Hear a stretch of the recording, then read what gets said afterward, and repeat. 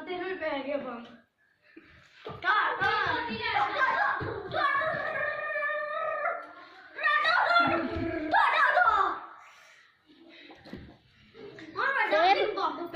सही लगता है बम्बू पैक हमारी वीडियो बना रहे हैं हाँ हाँ वीडियो बना रहे हैं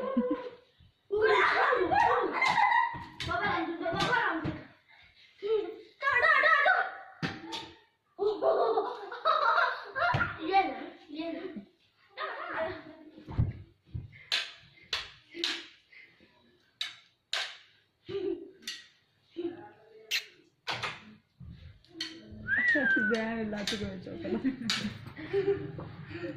लात तो ठोक दी मैं तो नहीं आऊंगी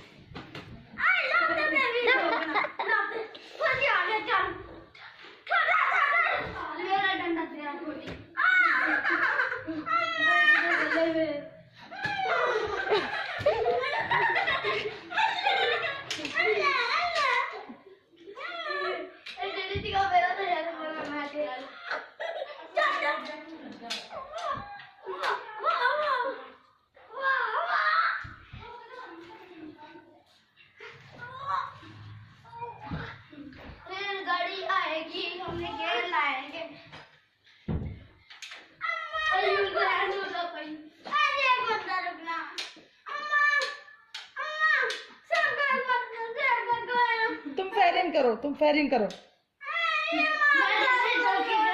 सेम मारो ना बेटा चलो फायरिंग करो जैन फायरिंग कमाल दी क्लैशिंग को तो